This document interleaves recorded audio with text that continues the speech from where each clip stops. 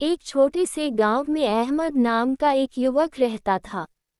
वह दिखने में बहुत साधारण था, लेकिन उसका दिल ईमान की रोशनी से भरा हुआ था। गांव के लोग उसे ज्यादा नहीं जानते थे, क्योंकि वह न तो दिखावा करता था और न ही अपनी नेकियों का ढिंढोरा पीटता था। अहमद रोज सुबह फज्र की नमाज पढ़कर अपने काम पर निकल जाता। रास्ते में जो भी जरूरतमंद मिलता, वह चुपचाप उसकी मदद कर देता। अगर किसी के पास खाने को न होता, तो वह अपने हिस्से का खाना भी दे देता। वह हमेशा सच बोलता, चाहे सच से उसे नुकसान ही क्यों न हो। एक दिन गांव में भारी सूखा पड़ गया। लोग परेशान थे, खेत सूख चुके थे और खाने की कमी हो गई थी।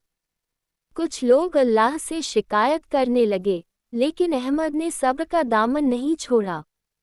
वह कहता, अल्लाह हर हाल में हमारे लिए बेहतर फैसला करता है। एक दिन गांव के बाहर रास्ते में अहमद को एक थैला मिला, जिसमें बहुत सारे सिक्के थे।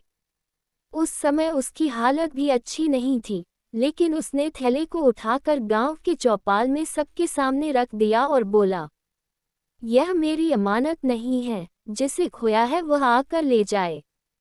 थोड़ी देर बाद एक बुजुर्ग आदमी रोता हुआ आया और बोला, यह मेरा थैला है, इसमें मेरी जिंदगी भर की कमाई है। अहमद ने बिना किसी लालच के थैला उसे सौंप दिया। बुजुर्ग की आंखों में आंसू आ गए। उसने दुआ दी, अल्लाह तुम्हें दुनिया और आखिरत दोनों में कामयाब करे। कुछ ही दिनों बाद अल्लाह ने गांव पर रहमत बरसा दी। बारिश हुई, खेत हरे हो गए और अहमद के हालात भी बेहतर हो गए। लोग समझ गए कि सच्चा ईमान सिर्फ बातों में नहीं, बल्कि सब्र, ईमानदारी और अल्लाह पर भरोसे में होता है। सबक: सच्चे ईमान की पहचान मुश्किल समय में अल्लाह पर भरोसा, सच बोलना और अमानत की हिफाजत करना है।